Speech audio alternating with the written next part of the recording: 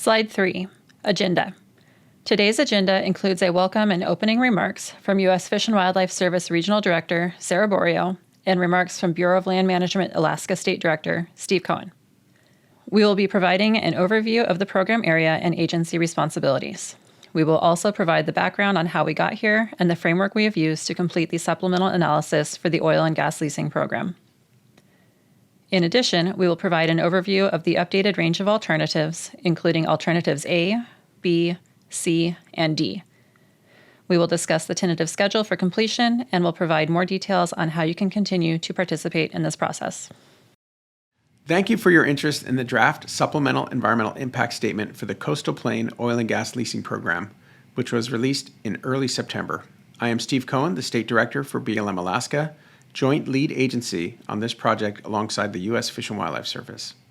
BLM's involvement in this program began when the Tax Act directed us to oversee and manage the Coastal Plain Oil and Gas Leasing Program.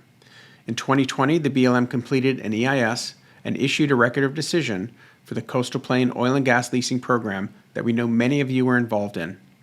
In 2021, we received new direction to revisit that EIS and complete a supplemental EIS to address legal deficiencies noted by the Secretary of the Interior. That new direction has gotten us to this stage in the process where we are seeking your input on the draft SEIS. We know many of you care deeply about this place, and we appreciate the opportunity to hear from you. Now I will hand things over to my colleague Sarah Borio, Regional Director of the U.S. Fish and Wildlife Service. Thank you, Steve, and thank you all for your interest in the draft Supplemental Environmental Impact Statement. As the land manager of the Arctic National Wildlife Refuge, the U.S. Fish and Wildlife Service is responsible for upholding the 5 purposes of the refuge: to conserve animals and plants in their natural diversity, to ensure a place for subsistence, hunting, and gathering activities, to protect water quality and quantity, to fulfill international wildlife treaty obligations, and more recently, to provide for an oil and gas program on the Arctic coastal plain. The U.S. Fish and Wildlife Service also has responsibilities under additional laws such as the Marine Mammal Protection Act, the Endangered Species Act, and the Migratory Bird Treaty Act. Throughout the supplemental EIS process, our team has worked hard to ensure that all of the purposes of the refuge were considered as we updated information. We utilized new data, science, and previously submitted and new local and indigenous knowledge. We are glad to have had the opportunity to work closely with the Bureau of Land Management on this draft supplemental EIS. The review and development of the draft was completed by a joint interdisciplinary team of the 2 agencies that took into consideration the valuable input obtained through the scoping process and from our cooperating agencies and tribal governments. The Arctic Refuge is a place that many people care deeply about. The refuge has been homelands of Alaska Native peoples since time immemorial, a place that provides physical and cultural sustenance. It is an important place for wildlife, including denning polar bears, the porcupine and central Arctic caribou herds, and migratory birds that come from all 50 states and as far away as Antarctica to spend the summer and raise their young. Some people have visited the refuge and were inspired by its grandeur, while others only dream of visiting but take solace in its existence. Your participation in the review of this draft SEIS is important to this process. We look forward to considering your feedback and working together to develop the final supplemental environmental impact statement. Thank you. Slide 5, Program Area. The Coastal Plain Program Area is composed of 1,563,500 acres within the 19.3 million acres of the Arctic National Wildlife Refuge. The U.S. Fish and Wildlife Service is the predominant land manager in the program area. Other lands in the coastal plain include Alaska Native lands conveyed pursuant to the Alaska Native Claims Settlement Act, also known as ANCSA, and other native allotments. Okay, we are now advancing to Slide 6, the history of the Arctic Refuge. In 1960, the Arctic National Wildlife Range was established by Public Land Order 2214 for the purpose of preserving unique wildlife, wilderness, and recreational values.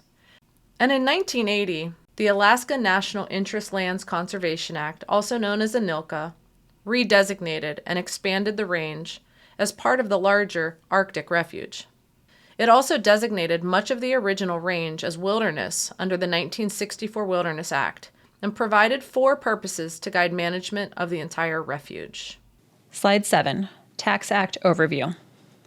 Public Law 115-97, known as the Tax Act, was signed into law on December 22, 2017, and removed a prohibition on oil and gas leasing, development, and production in the coastal plain, and created a 5th new purpose for the Arctic National Wildlife Refuge, to provide for an oil and gas program on the coastal plain. In the Supplemental Environmental Impact Statement, all 5 purposes are being considered with equal importance.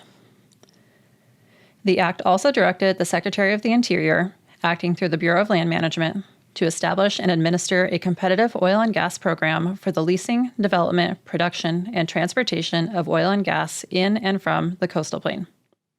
Slide 8, Tax Act Requirements.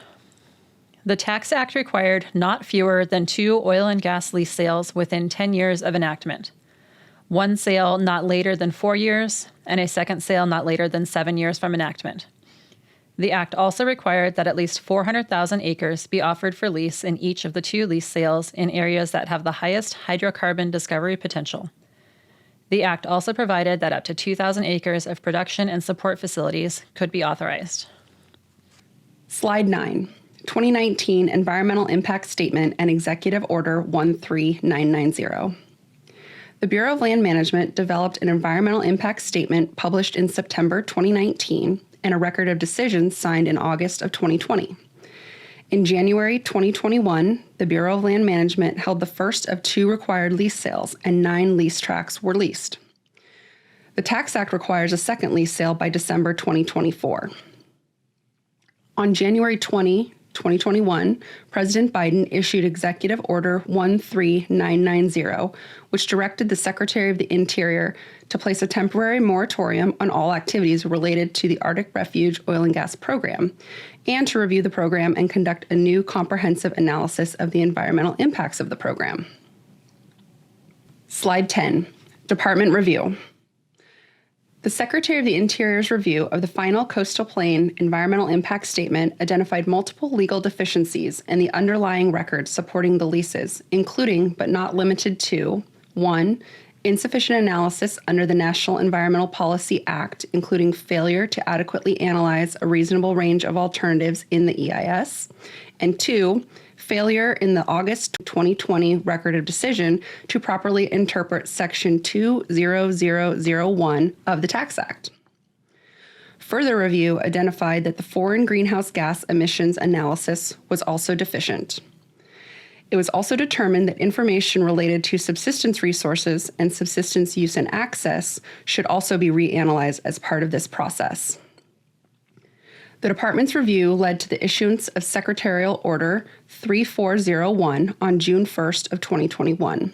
That directed the BLM and Fish and Wildlife Service not to take any action to authorize any aspect of the Coastal Plain Oil and Gas Leasing Program until this Supplemental Environmental Impact Statement process was completed, and called for a notice of intent to be published that kicked off this Supplemental Environmental Impact Statement process. Slide 11. Supplemental Environmental Impact Statement Overview. The Notice of Intent was published on August 4th, 2021. 6 virtual public meetings were held between September 14th and 16th, 2021. Public scoping ended on October 4th and generated approximately 105,000 public comments that were reviewed and used in our analysis. The Oil and Gas Leasing Program Supplemental Environmental Impact Statement evaluates the impacts of different leasing scenarios and what terms and conditions could apply to those leases. It does not, in and of itself, authorize on-the-ground exploration or development. Future on-the-ground actions requiring BLM approval, including potential exploration and development proposals, would require further National Environmental Policy Act analysis based on site-specific proposals. Slide 12, Agency Responsibilities. In 2021, the Bureau of Land Management and the U.S. Fish and Wildlife Service signed a Memorandum of Understanding to work as joint lead agencies on the supplemental EIS. The BLM's main responsibility is to oversee and manage the oil and gas leasing program, which includes conducting lease sales and processing applications for relevant permits, as well as conducting the step-down National Environmental Policy Act analysis for future site-specific proposals. Now, the U.S. Fish and Wildlife Service, as the surface manager of the Arctic National Wildlife Refuge, will work closely with the Bureau of Land Management into the future on the implementation of the program to ensure that all 5 purposes of the refuge are equally considered. Although the Tax Act assigns responsibility to the BLM for administering the oil and gas program, it is understood that all activities that will be conducted on the surface of the Arctic National Wildlife Refuge would include close coordination with the U.S. Fish and Wildlife Service, and that is to ensure that the surface management considerations are taken into account. The service, where appropriate, will also engage in consultation under the Endangered Species Act. In addition, the BLM will coordinate with other appropriate federal, state, and North Slope borough agencies, tribal governments, Alaska Native Claims Settlement Act corporations, and other Native organizations as appropriate. Slide 13, Cooperator Agencies. We want to thank each of the following entities for supporting the development of the draft supplemental EIS through providing specialized expertise and input over the last years. Their involvement in the process allows for dialogue and input that is highly valued. So thank you to the State of Alaska, the Environmental Protection Agency, the Native Village of Kaktovik, the Inupiat Community of the Arctic Slope, the Native Village of Venati Tribal Government, Venati Village Council, and the Arctic Village Council. Slide 14, Supplemental Analysis Overview. Since the Notice of Intent was published in August of 2021, the joint lead agencies have been working to review and address the identified legal deficiencies and defects of the 2019 Environmental Impact Statement and Record of Decision. This review and development of the draft SEIS was completed by a joint interdisciplinary team of the 2 agencies working through a consensus-based process and took into consideration the valuable input that was obtained through scoping and from our cooperating agencies and tribal governments. This resulted in an updated purpose and need statement to recognize the change in joint leadership and the need to balance the 5 statutory purposes of the refuge, whereas not one purpose supersedes the others. To address the misinterpretation of Section 20001 of the Tax Act, the supplemental analysis also produced a new range of alternatives, including a completely new alternative, Alternative D, and alternatives that are estimated to have less than 2,000 acres of surface disturbance, Alternatives C and D, compared to the original EIS that had 2,000 acres of surface disturbance across all action alternatives.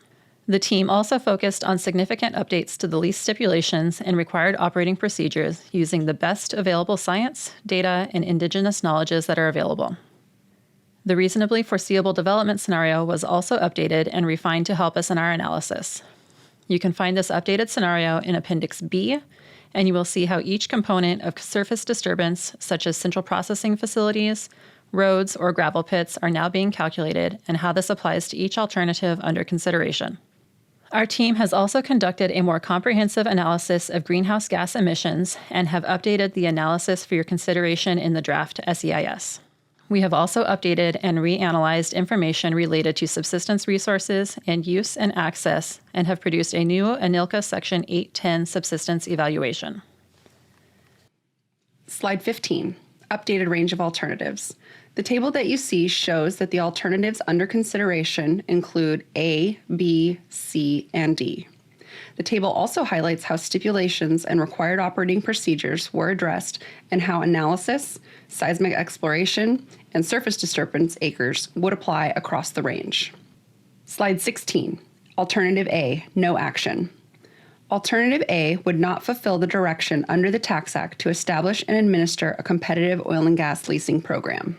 We're required to include analysis of the no action alternative in our NEPA documents. Under Alternative A, the no action alternative, no federal minerals in the coastal plain would be offered for future oil and gas lease sales following the record of decision for the supplemental EIS. Under this alternative, management actions and resource trends as described in the 2015 Arctic National Wildlife Refuge Revised Comprehensive Conservation Plan would continue. Alternative A is being considered to provide a baseline for the comparison of impacts under the action alternatives. Because no leasing, exploration, or development would occur under this alternative, no production would occur, and no surface would be disturbed by oil and gas activities. Slide 17, Alternative B. Alternative B uses the same lease stipulations and required operating procedures as Alternative B from the 2019 Environmental Impact Statement, with minor edits where appropriate. This alternative would offer the opportunity to lease the entire program area with the fewest acres of no surface occupancy stipulations.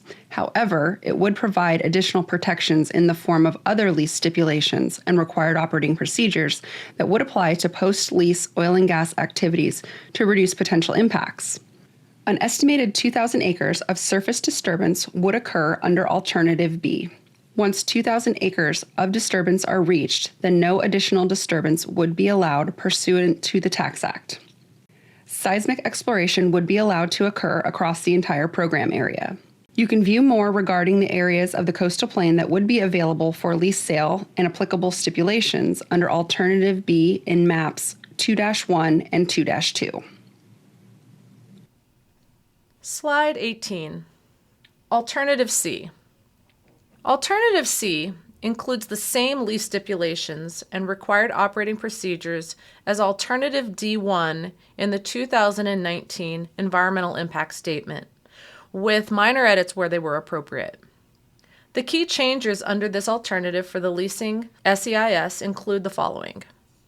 Seismic exploration would only be allowed in areas made available for lease sale, and the reasonably foreseeable development scenario of surface disturbance would be 1,464 acres, and this is a reduction of 536 acres from Alternative B.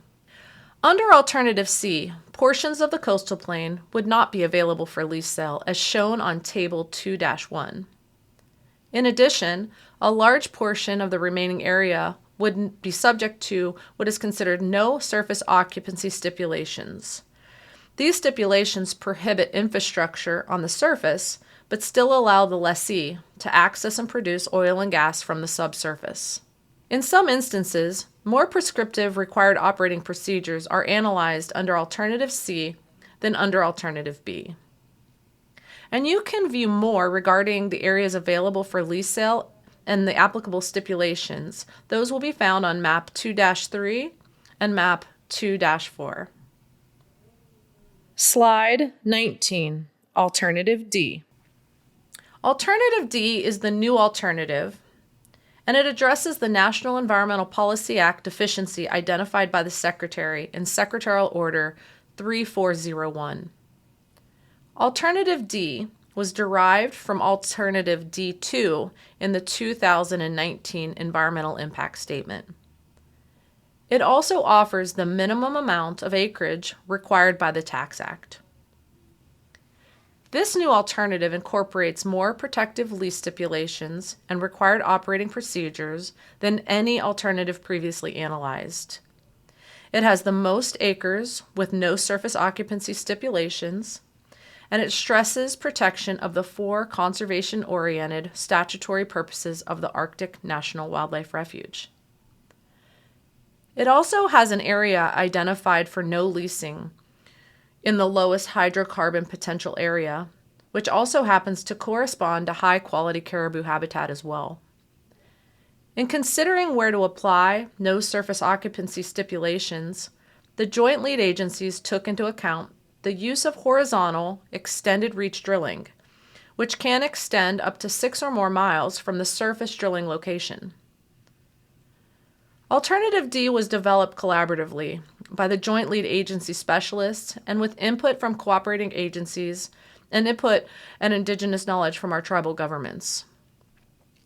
The reasonably foreseeable development scenario estimates that the total area of surface disturbance under Alternative D would be 1,040 acres, and this is the least of the action alternatives as shown in Appendix B.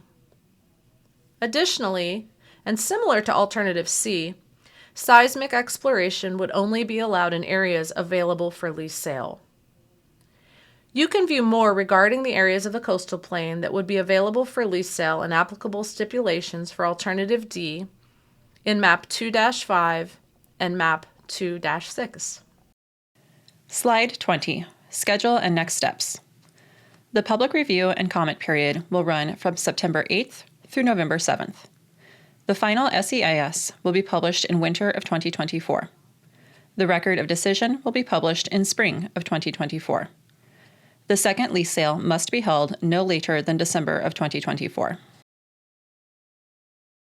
Slide 21, How to Participate.